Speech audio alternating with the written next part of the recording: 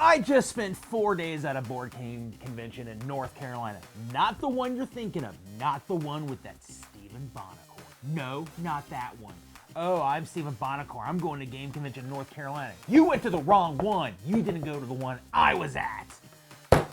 I went to a convention in Durham, North Carolina. Spent 4 days playing board games. I am tired, so I need to do a little coffee first.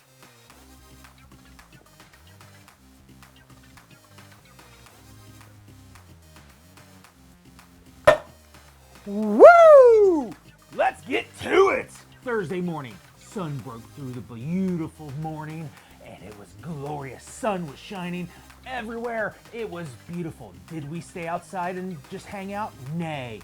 Nay! We went forth into a convention center and stayed there and didn't leave. Whose turn is it anyway? Board game convention in the Durham Convention Center was off the chain. Why? I was there. I played games. How many games you want to know? Well, guess what? 4 days, 27 games. 20 different games I played over all those times. Let's start with Thursday.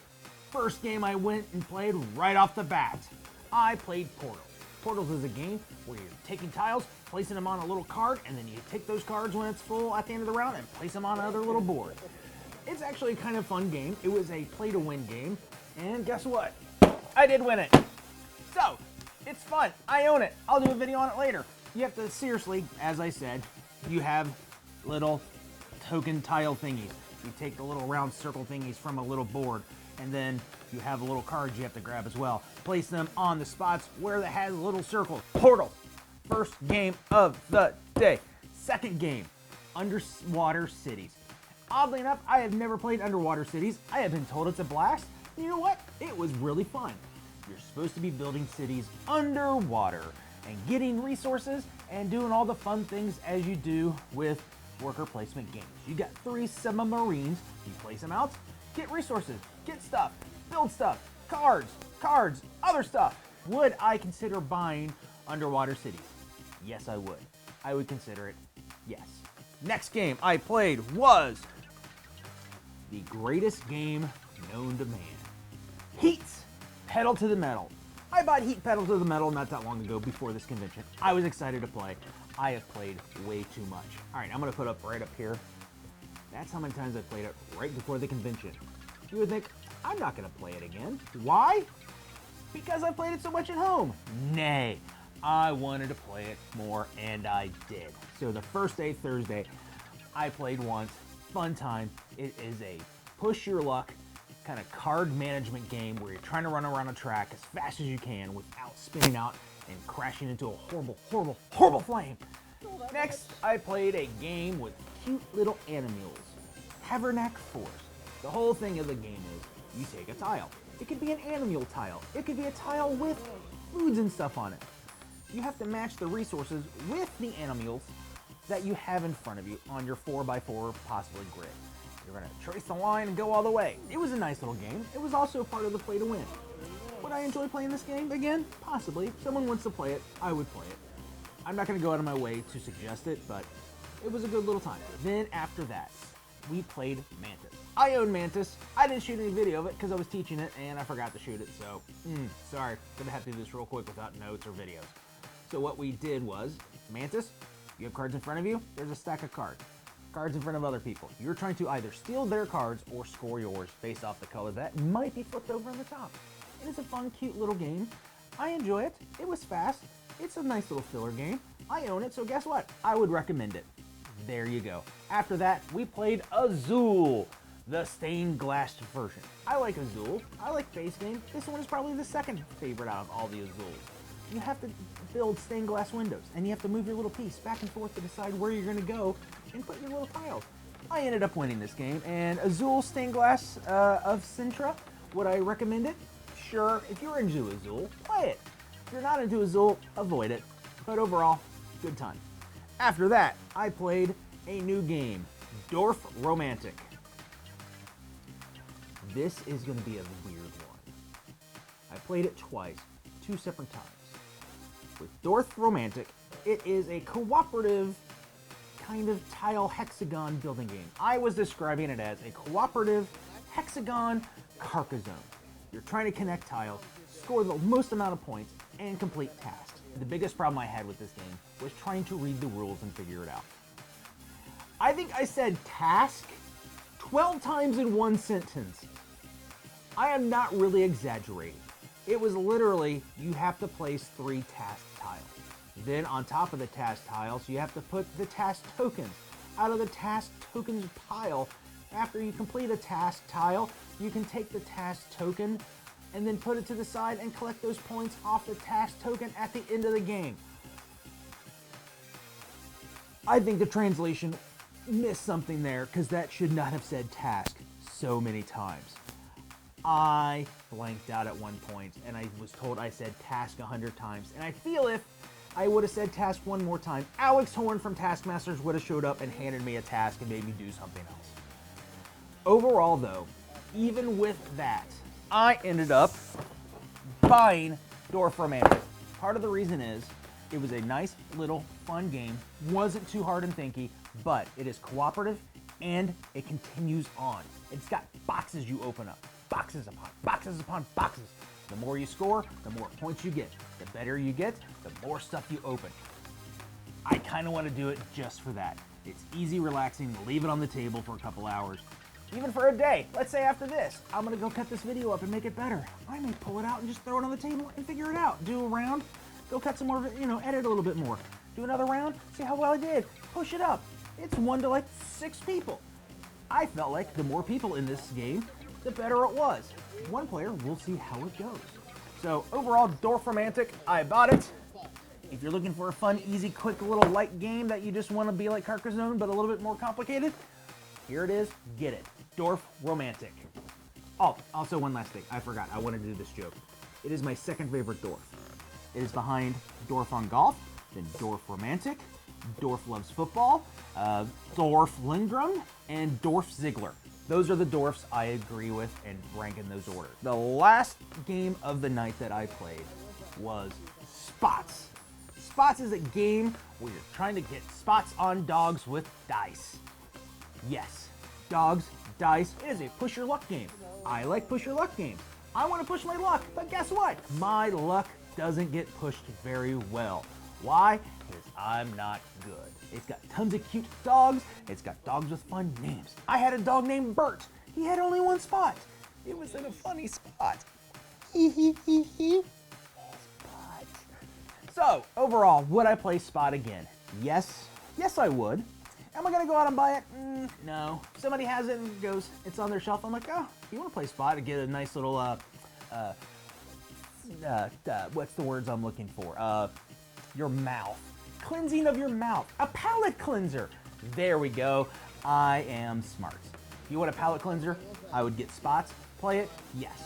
After Spots, I had ended Thursday, and I had played a total of 11 games. Here they all are. That's everything I played on Thursday. Friday morning, I awaken early, still full of energy and excitement. And then I walk in and I play Jet Setter. What is Jet Setter? You're trying to get flight paths. They have small ones, mediums, and giant ones. The small ones are like 1 little hops. You basically pay for the line, put a plane there, $10 usually for the cheapest ones. I played against 4 other people. They were really good at the game. Because they had played it a ton, I would still play it. I actually enjoy it. It is basically like, there was a game in the early 2000s where you're building airport lines and Ticket to Ride mashed together. Those 2 games were fun, and this is kind of makes it fun as well. Would I play Jet Setter again? Yes, I would. Somebody brings it out and goes, hey, have you heard of this? I would say, yes, I have. Let's do it. Let's jet off and play Jet Set. I played Whistle Stop. Whistle Stop is a train game. I'm not normally huge into train games because it's like, hey, trains, okay, that's fun, but there's also stocks and monies involved, and that's where it gets confusing. There was a table that was playing an 18X game, and I think it didn't end. I think they are still playing it right now after the convention has ended. That's how long they can take sometimes. Whistle Stop, it is like a truncated version of those games. You're basically playing tiles out, moving trains across the way, trying to get to cities, trying to collect resources, and get stock tokens. I had fun. Would I play it again? Yeah, maybe. It's not going to be my first choice. It might not even be my second choice. But if we had 3 options and one person really wanted to play a train game, I would do it. Why? Because they like train games, and it wasn't bad. I would play it again. Whistle Stop. After Whistle Stop. After that, I did a tournament.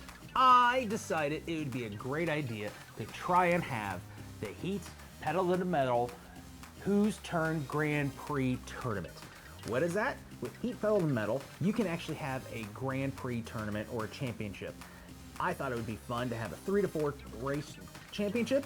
Winner gets an awesome prize, and I thought it would be great. And I actually got 4 other people to play for 3 games straight. So we just did 3 races, and we had 2 of the autonomous racing as well.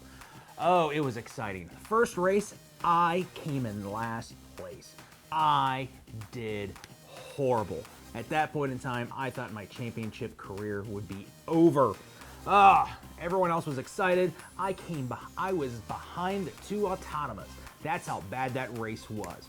Second race, I ended up coming in 3rd. Everything tightened up a little bit. They were 8 points ahead of me. What would I have to do to even have a chance to win? I would have to win the last race. The other guy would have to come in last place, and everyone else would have to kind of shuffle down to 4th or below. They couldn't come in 2nd. This is crazy. There's no way I could win. I ended up winning.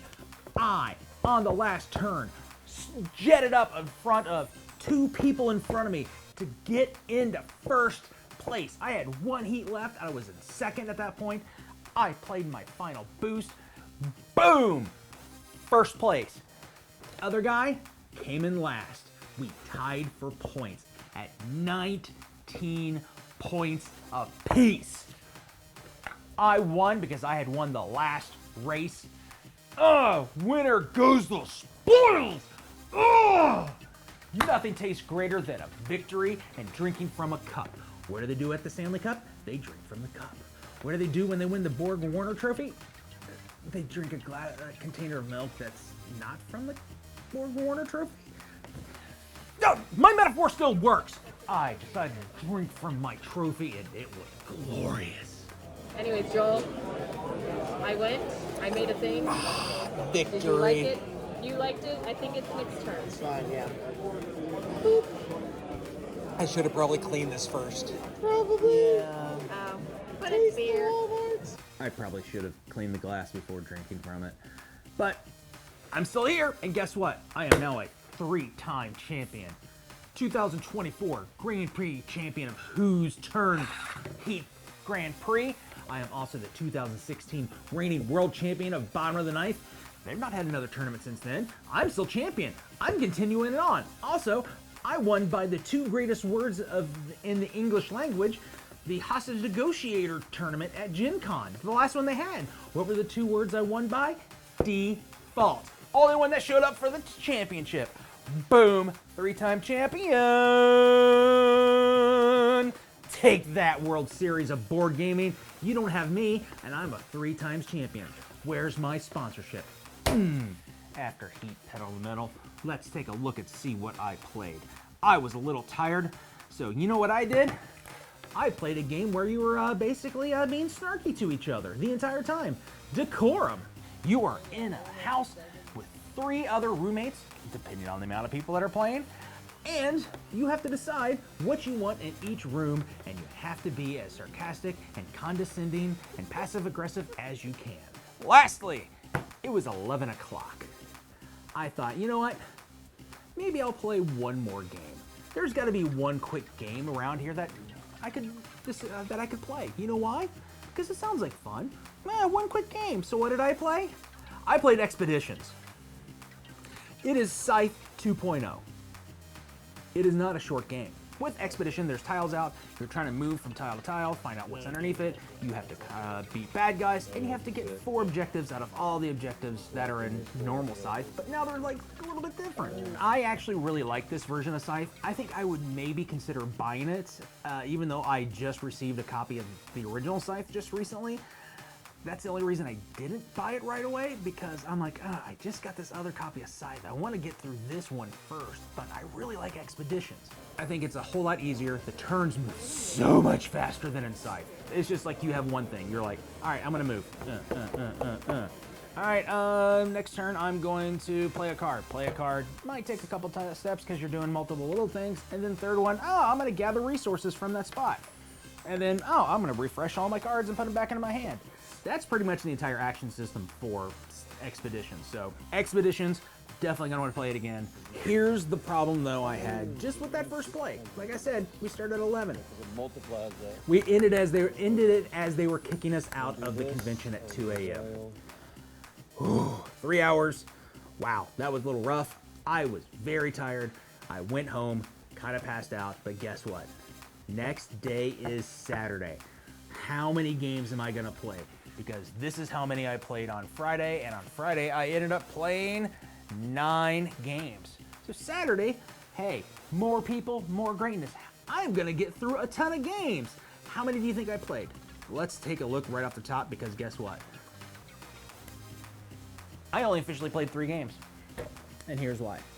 They had a flea market. I decided to sell a bunch of games. Why? I needed to organize my shelves. They were getting unruly. My wife was starting to complain a little bit, in a good way, that this area was too cluttered. She was afraid there was actually people living inside the game area that I wasn't telling her about because it was so packed. I needed to get rid of some games. I sold them for cheap.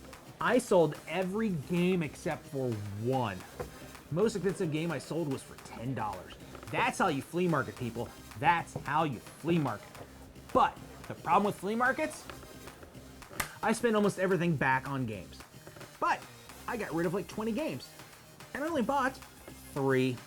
So there alone, my total of games in the house shrunk down to like by 17 games. I consider that a win. My wife was okay with it because guess what? Still less games. Yes, I did spend money. Yes, I didn't make any money, but still, fun time. All right, so after that, I actually demoed a game. After that, I demoed a game. The game that I demoed was Dice Invasion. They are out of Durham, North Carolina. This game is about to go on Kickstarter shortly. Here's their website. They got a spot so you can do your email to put it in there to be notified when the Kickstarter is going live. I may actually back this game. It was a fun little game.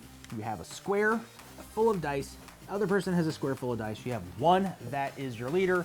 You're trying to use your dice to go and attack the other dice, get rid of them, and then you win if you take out the leader dice. They're working on finishing this game. They're going to do some little more design, I believe, but this will be coming out soon. And honestly, I am considering backing this because it is a fun little game. It is a 2-player game right now. They had a 4-player variant, so we'll like to see about that one. Maybe solo game. I don't know. But at least as a 2-player game, I would probably just back it because it was a fun game. I know I have a problem of getting 2-player games out to the table, but I think it would be worth it just alone. So look out in the future for Dice Invasion. After that, I decided to play my first game.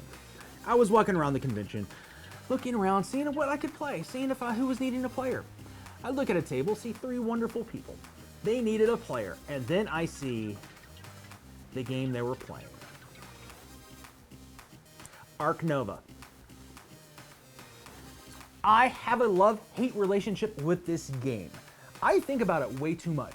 I do horrible at this game, and it drives me insane. I decided, let's do it. Let's just play one more time, see how it goes.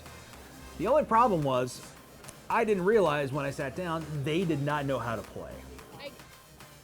That is fine. I am there to have fun. So I taught Ark Nova, and supposedly, I now have the world record of explaining how to play Ark Nova. It took 45 minutes to explain how to play. That is the fastest I have ever heard anybody explain how to play Ark Nova to 3 people who have never played it and did not know how to play anything with this game at all. We ended up playing for 5 hours. That ate up most of my day between the 3 hours I spent at the flea market and then 5 hours playing Ark Nova. That is 8 hours. That is a work day just between selling games and playing Ark Nova. Would I play Ark Nova again? I'm gonna play Ark Nova again. That's how Ark Nova works. It is on a shelf up there. You can't see it. It's hidden up top. It is a counterweight for a camera and a light that's above me. But I will play it again and then again. Ark Nova, I need to quit you. I seriously need to quit you, but oh, I'm probably gonna play it after this. Oh, Ark Nova. Oh, all right. That's enough about Ark Nova. What did I play after Ark Nova? After Ark Nova, I did another fun thing. Actually, it was fun. I learned how to play Apiary. There was like 9 copies of Apiary there. It was in the play to win category. From what we've been told, there was 69 plays of Apiary qualifying for the play to win. That was the most ever. What are you doing in Apiary? You are a colony of bees in a ship searching the cosmos for stuff to add to your ship. You're adding tiles to your ship, more and more tiles, more and more tiles. Your bees increase by going out and coming back and flipping up. And once they get to the number 4 level, they go out, do special things, and then they have to hibernate because they've done too much and they're tired. I like this game. I think the biggest problem with Apiary for me is it felt like in the middle of the game, it lagged. We kind of got, in the beginning, we're kind of get our engine going. You're doing well, you're placing your workers, you're getting tiles. Yeah, okay, this is going. I understand what I'm doing. And then it just kind of like lagged for a while. I'm hoping it was the first time that since we played it, that was the issue. And that maybe in future plays, if when I play it, it won't have that lag as much in the middle. But that was the biggest problem for me, was the lag in the middle. And then it ramped up near the end, and everyone was like, all right, we got this, we're going, we're about to finish this up right now. If you like Stonemaier games, go get this, or go play this game. If you like worker placement games, go play this game. If you're the person who hates Stonemaier and worker placement games, avoid it like the plague. Besides that, give it a shot. Play it. I want to give it a try again, to give it a fair shake, and hopefully my analysis of it in the middle being a little too long will be wiped away and it'll be more streamlined in my thoughts. So, Apiary, fun game. I would do it again. Last game of the day. Wow. I had played 2 big, thick, beefy games, and I actually did go smaller. Somebody in the group that I was hanging out with decided to play Rolling Realms, another Stonemaier game. So what is Rolling Realms? Rolling Realms is basically a game where Stonemaier made a game of all their games as a dice rolling game. It is a nice little fun game. It was a good way to end the night. I'm not going to go out and buy Rolling Realms. I liked it. I just don't think I liked it that much. Again, it feels like a lot of times with Rolling Rights, it's kind of gotten to the point where it's like, I've got too many. I mean, I've got about 10. I'm debating about doing the list of the top 10 Rolling Rights in my collection just because I'm at that point.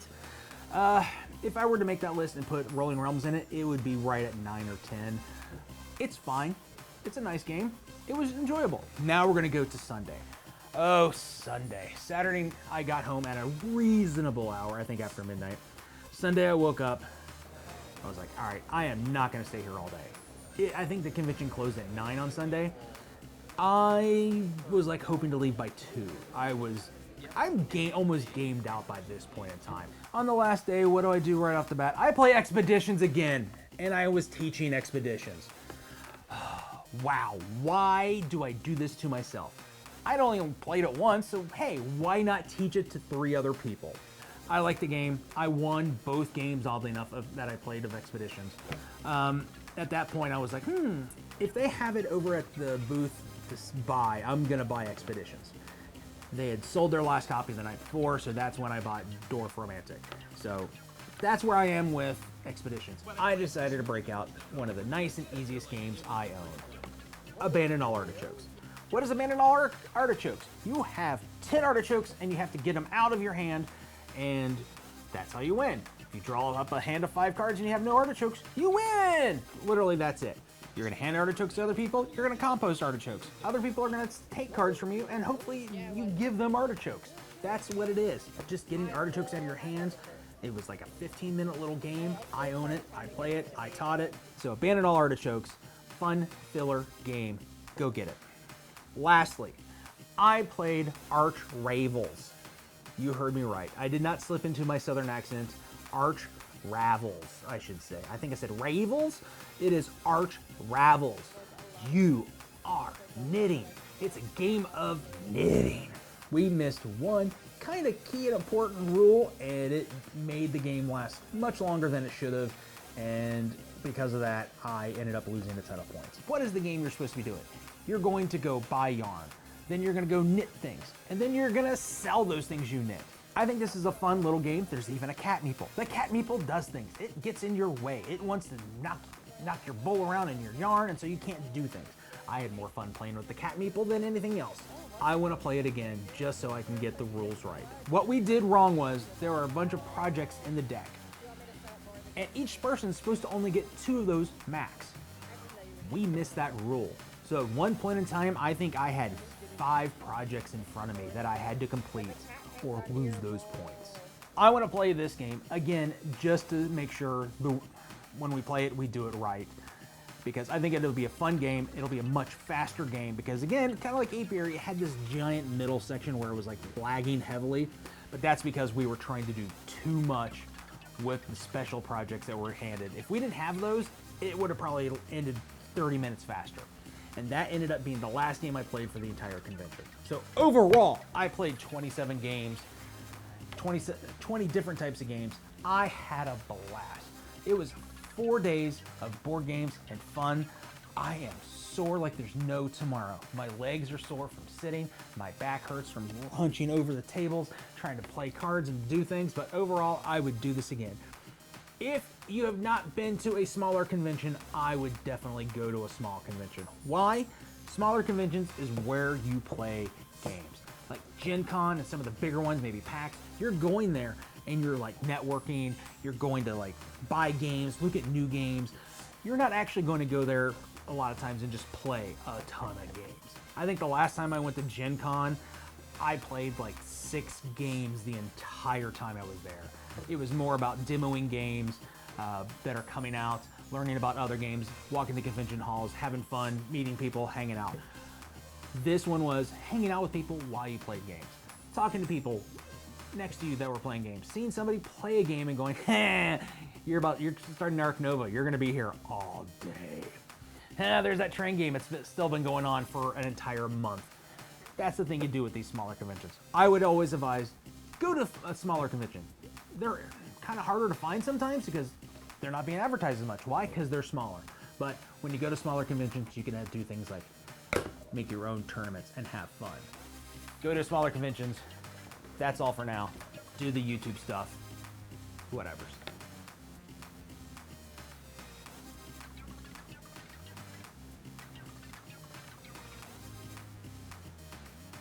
Champion!